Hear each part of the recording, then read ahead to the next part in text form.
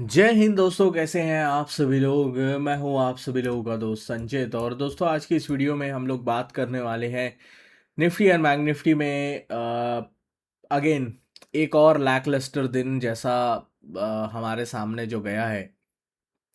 साथ ही में कल जो निफ्टी की एक्सपायरी है उस पे क्या हमें फाइनली कुछ ट्रेंड देखने को मिल सकता है।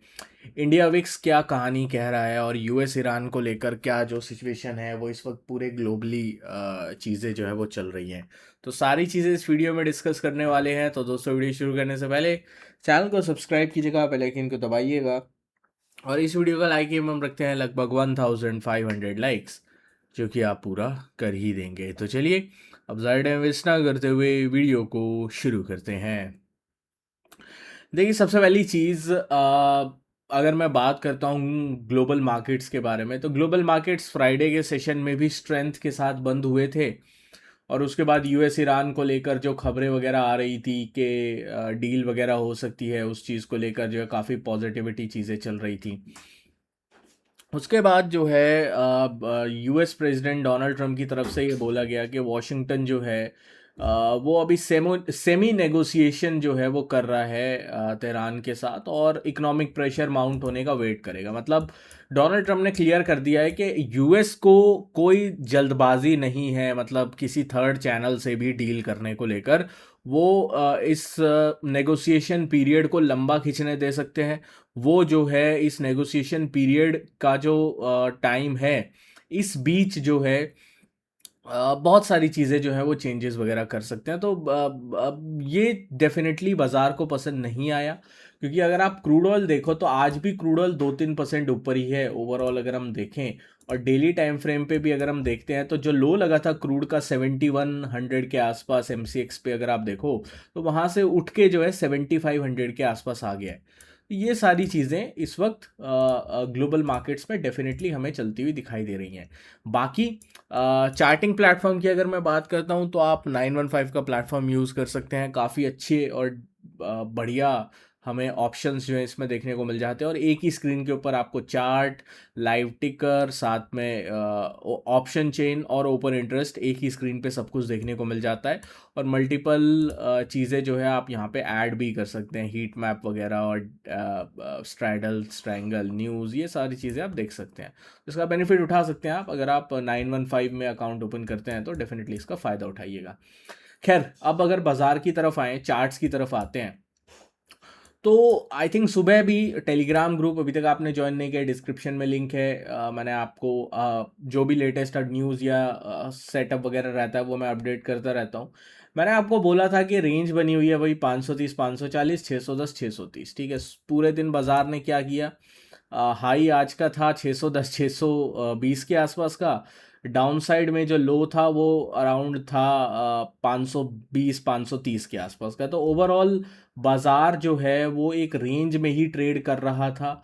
पूरे दिन जो है रेंज के बाहर जाने को तैयार नहीं था। तो कल के लिए हमारे लिए इम्पॉर्टेंट चीज़ और इम्पॉर्टेंट लेवल्स कौन से हैं, तो रेंज को आज हम और जो है स्क्वीज होता हुआ देखा हमने। तो सबसे पहला लेवल ये होगा। दूसरा इम्पॉर्टेंट लेवल जो है हमारे सामने वो ये होगा। तो 620 और 520 इस रेंज के बाहर जैसे ही हम लोगों को बाजार जाता हुआ दिखाई देगा, चाहे वो अपसाइड की तरफ ब्रेकआउट दे या डाउनसाइड की तरफ ब्रेकआउट दे, तो हम लोगों को एक अच्छा डायरेक्शनल ट्रेंडिंग मूव मिलने की प्रोबेबिलिटी जो है वो बढ़ जाएगी। बट अगर ये बाजार जो है इस रेंज के बाहर नहीं जाता है तो डेफिनेटली दिक्कत हो सकती है, और इश्यूज जो है again for option buyers, for trend followers हो सकते हैं, क्योंकि ऑलरेडी आईवी जो है काफ़ी डाउन है। मार्केट ज़्यादा मूवमेंट एक्सपेक्टेशन लेके नहीं चल रहा है। आई डोंट थिंक पिछले कुछ एक्सपायरीज से कुछ ढंग का ट्रेंडिंग मूव ऑलरेडी आया हो, ऐसा हमें कुछ याद आता है। तो प्रोबेबिलिटी है कि मूव आए, बट अगेन जब तक लेवल नहीं टूटते हम प्रोबेबिलिटीज पे नहीं चलेंगे। सेंसेक्स की बात करें तो यहाँ भी सिमिलर काइंड ऑफ स्ट्रक्चर है। डाउन साइड में 78, 200, 250 का लेवल बहुत क्रिटिकल है। अप साइड में यार ये वाला लेवल बहुत इंपॉर्टेंट है, जो कि है 78,670 वाला। तो 670, 78, 670 इसके ऊपर निकलता है तो एक trending move possible. Down side में 78 250 300 के नीचे जाता है तो एक डाउन साइड का ट्रेंडिंग मूव पॉसिबल जो है वो होता हुआ दिखाई देगा। तो इसके ऊपर आप डेफिनेटली वॉच आउट करके चल सकते हैं, ठीक है। निफ्टी बैंक की बात करें, निफ्टी बैंक की अगर हम बात करते हैं तो निफ्टी बैंक बहुत ज़्यादा, आई थिंक आज के दिन थोड़ा चौपी था। 57 600 650 की जो रेंज थी, इसके ऊपर सस्टेन होना बहुत इंपॉर्टेंट था। निफ्टी बैंक पूरे दिन इस रेंज पे स्ट्रगल कर रहा था।